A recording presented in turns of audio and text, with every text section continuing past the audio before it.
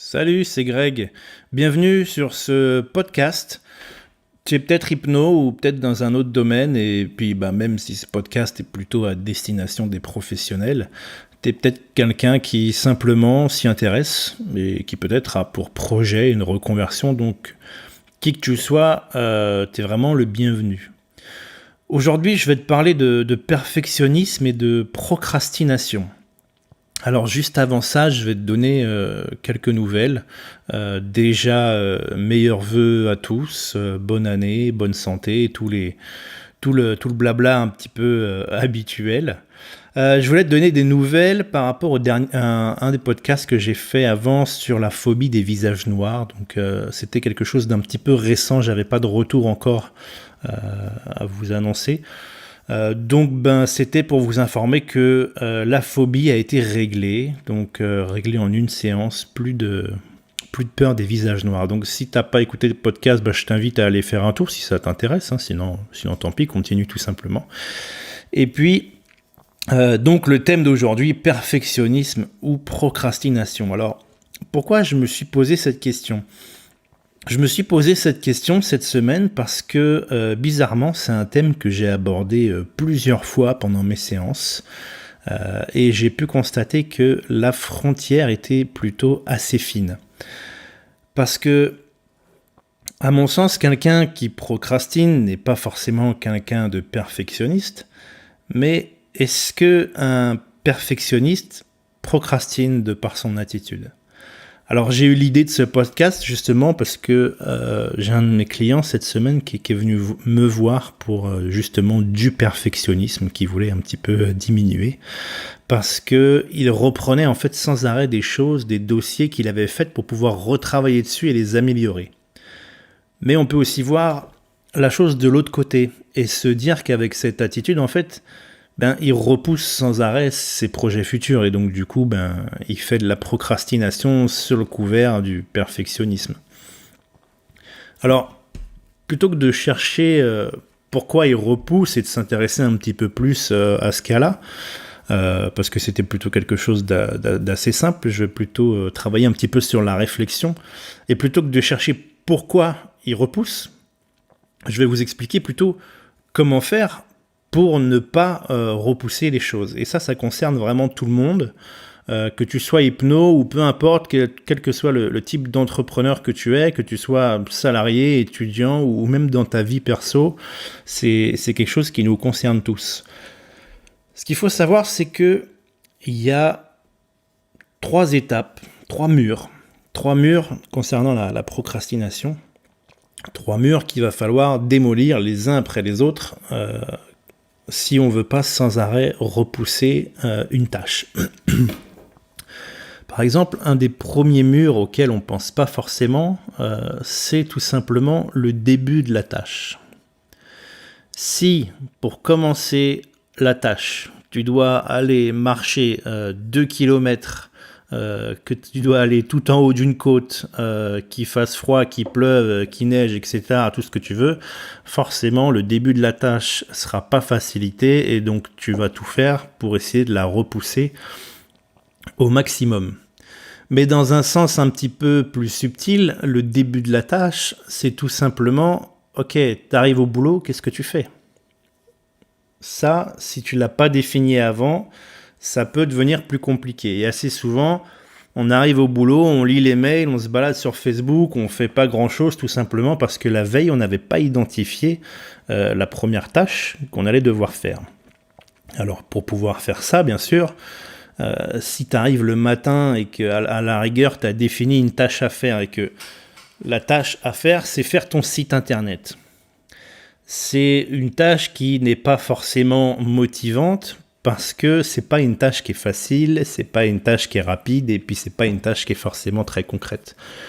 Donc la petite astuce pour faciliter ce début de la tâche, si déjà tu as bien identifié ce que tu devais faire, c'est tout simplement de la dégommer en plusieurs petites sous-tâches. De manière à ce que ça soit des tâches concrètes, faciles et rapides à faire. Par exemple, si tu veux créer un site internet, peut-être, alors je dis ça juste comme ça, on va pas rentrer dans le débat là-dessus, mais peut-être que la première chose à faire, c'est de choisir un nom, première tâche. Deuxième tâche, vérifier si le nom est disponible. Vérifier si le nom est disponible également pour une page Facebook, un compte Twitter, un Instagram, enfin tout ce que tu veux. Donc tu vois, ça, on a déjà créé 2 tâches qui sont concrètes, faciles, rapides, qui peuvent se faire en 5-10 minutes. Alors déjà, c'est motivant parce qu'au fur et à mesure de ta journée, tu vas dégommer des tâches, tu vas avoir l'impression, et ce qui est vrai, d'avancer. Alors que si tu avais laissé juste le mot site internet, que tu avais commencé à travailler dessus, mais qu'à la fin de la journée, tu n'avais pas fini ton site, assez souvent, tu as l'impression de ne pas avoir avancé. Alors qu'en dégommant ta tâche en plein de petites sous-tâches, concrètes, faciles et rapides, déjà, c'est beaucoup plus motivant de checker, de cocher ou tout ce que tu veux au fur et à mesure que tu avances, parce que là, tu avances concrètement. Et ça permet une chose, ça permet que quand tu n'as que 5 minutes ou que 10 minutes, et tu peux quand même bosser sur quelque chose de concret, au moins avancer, au moins trouver un titre, au moins trouver, je ne sais pas sur quoi tu bosses, mais tu peux avancer en 5 minutes, alors que si tu avais dans ta checklist, ta to-do list, si tu avais marqué faire un site internet, en 5 minutes, tu t'y serais même pas lancé. Et donc, du coup, tu n'aurais pas avancé. Et tu n'aurais pas été au maximum de ta productivité, même si je mets toujours un bémol avec tout ce qu'on entend sur la productivité, etc. Il faut quand même prendre du temps pour soi et arrêter de se mettre la pression. Mais justement, si tu peux être plus efficace en moins de temps et garder du temps pour toi, c'est quand même quelque chose qui va te permettre de souffler, de te sentir bien. Et donc, vraiment, c'est tout bénef.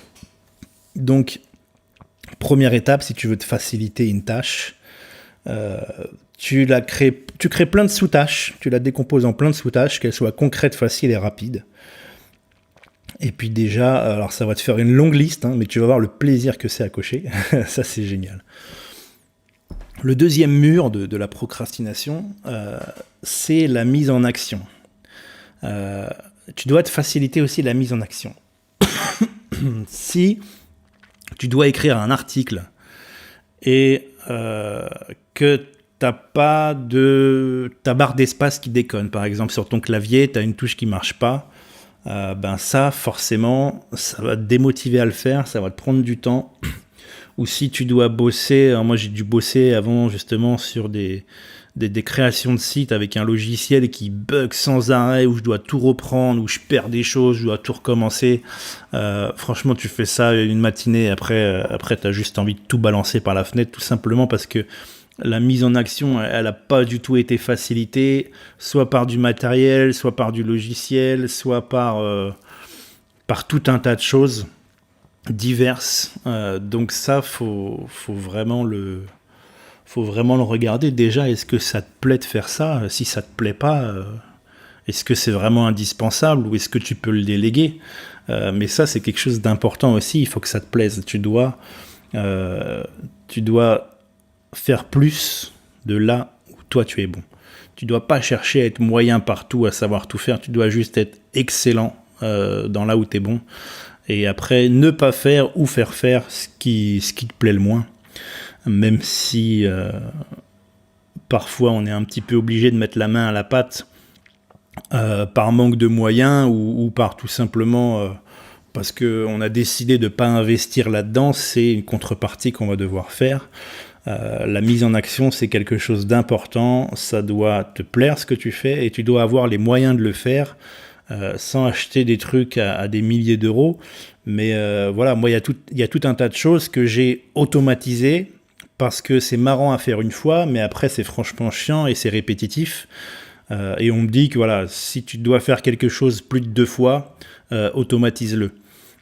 Par exemple, moi j'ai automatisé les podcasts, si tu veux, j'ai juste à enregistrer l'audio et ensuite je le publie en 15 secondes sur toutes les plateformes, les multiplateformes.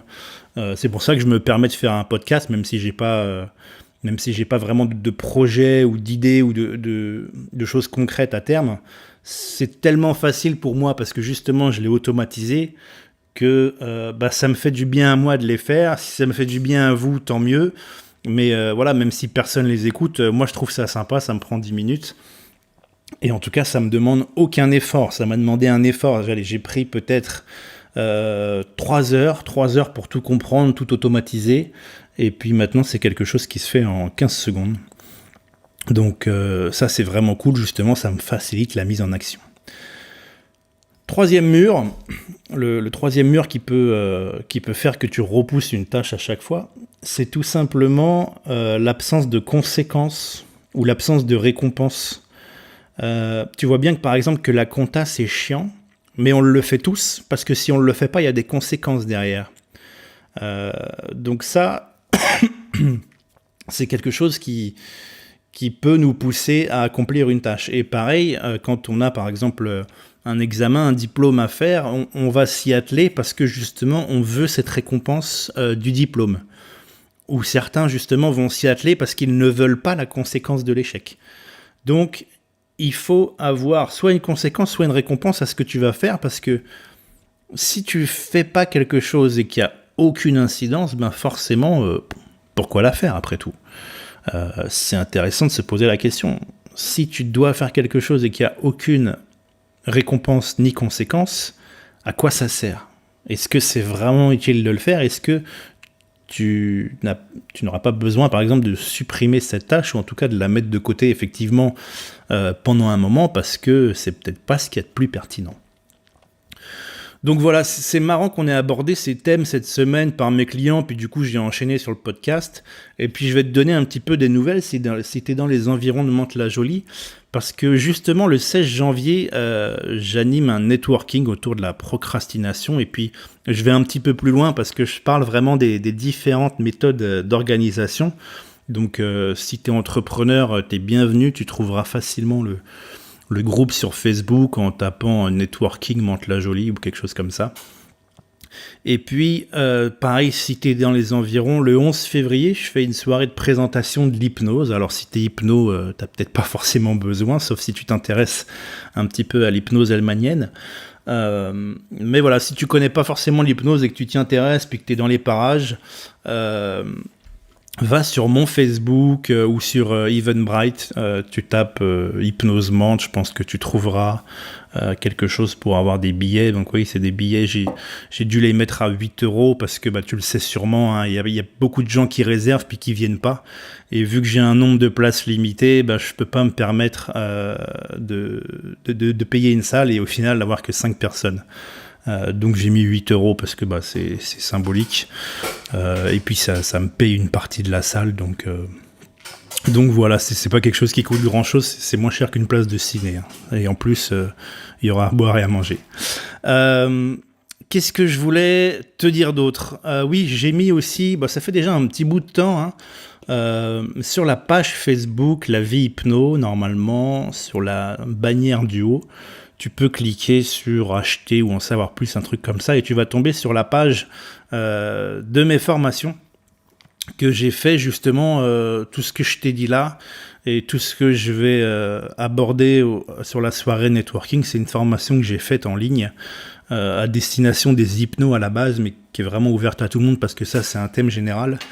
Donc tu trouveras ça sur la page de mémoire. De mémoire, on doit être aux alentours de 47 €.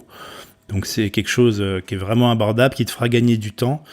Tu commences à me connaître, donc je fais des choses assez concises. Donc je crois qu'il y en a pour 1 heure, peut-être 1 heure et demie cette formation, mais j'essaye d'aller droit au but et pas te faire trop de blabla. Donc voilà un petit peu pour le podcast aujourd'hui, le thème de perfectionnisme ou procrastination, où du coup, effectivement pour moi c'est assez lié. Donc voilà, dis-moi ce que t'en penses, donne-moi ton avis, laisse-moi un commentaire, partage si tu penses que ça peut intéresser des personnes. C'est vraiment cool. Merci à tous pour vos encouragements.